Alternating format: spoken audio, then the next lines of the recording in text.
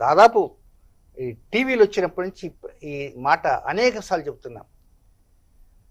రోహిణి, హస్త, శ్రవణం, పునర్వసు, విశాఖ, పూర్వభద్ర ఈ 6 నక్షత్రాల్లో జన్మించినటువంటి జాతకులు వీలైనంత వరకు వ్యాపారాలపైన ఆసక్తి చూపకూడదు.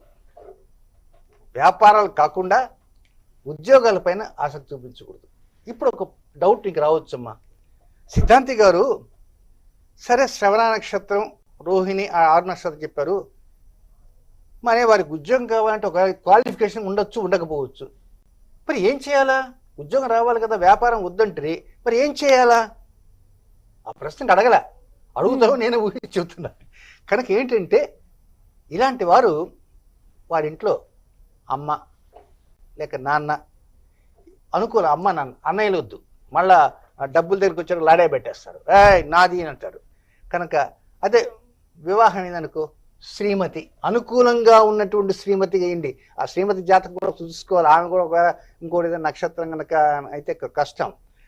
అలాంటి వారి పేరుతో ఆ వ్యాపార స్థానాలు పెట్టి ఆ వ్యాపారం వారిదిగా, ఇప్పుడు ఏ బి ఉంది, ఏకి అచ్చి రాదు ఈ నక్షత్రాలు ఉన్నాడు, అప్పుడు ఏం చేయాలా?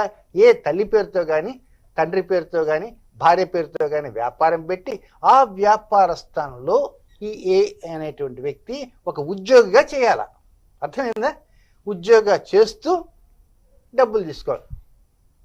డబ్బంతా నాదే, పేరు మాత్రం మా నాన్నదా, పేరు మా అమ్మదా, పేరు నా భార్యదా, నా భార్య ఒకవేళ పొరపాటు వాళ్ళ తమ్ముడికి ఏమైనా ఇస్తే ఎట్లా? ఇట్టటి అనుమానాలు వస్తే జీవితంలో కానీ ఇలాంటి అనుమానం రాకుండా వీలైనంత వరకు ఏంటంటే తల్లి పేరుతోనో తండ్రి పేరుతోనో లేక భార్య పేరుతోనో, అంతే తప్ప తమ పేరుతో ఏ వ్యాపారాలు చేసినా అవి 4 రోజులు నడుస్తాయి, 5వ రోజు అప్పుడు అనుకుంటారు, ఓహో మనకు ఈ ఫ్యాన్సీ షాప్ అనుకూలంగా లేదు, మన సిద్ధాంతి గారి దగ్గరికి పోదాం, ఆయన ఎవరన్నా తాయెత్తో ఏదో వేస్తారు, వెళ్ళంగా నీకు ఈ వ్యాపారం బాగలేదే, హోటల్ వ్యాపారం బాగుందని అనుకో, అప్పుడు మళ్ళీ పోయి హోటల్ వ్యాపారం పెడతారు. ఆ హోటల్ వ్యాపారం పెట్టిన తర్వాత తయారైన ఇడ్లీలన్నీ మిగిలిపోతుంటాయి, తయారైన వడలన్నీ మిగిలిపోతుంటాయి, తినేవాడు ఉండదు, రుచి లేదంటాడు, పచ్చి లేదంటాడు. మన కుక్కును మార్చేసేయాలా అనుకో, కుక్కును మారిస్తే ఆఖరికి బోర్డే మార్చే పరిస్థితి వస్తుంది. ఇది కాదు, మన ఈ సెంటర్ వద్దులు, మనం హైదరాబాద్ పోయేసేసి ఇంకేదైనా పెద్ద వ్యాపారం పెడదాం వస్తే అప్పుడు ఇంతే. ఎన్ని వ్యాపారాలు మారినా అమ్మా నువ్వు వింటూ ఉంటావు అనుకుంటాను, ఐ థింక్. కనుక వీలైనంత వరకు మీ బాబు 16 ఫిబ్రవరి 1977 అర్ధరాత్రి దాటిన తర్వాత ఉన్నారు. బాబుకి నువ్వు 16 కాదు 60 వ్యాపారాలు పెట్టి జీవితకాలం అంతా వ్యాపారం చేసినా I'm not disappointing you. Shine కావటం చాలా కష్టం అమ్మా ఆయన.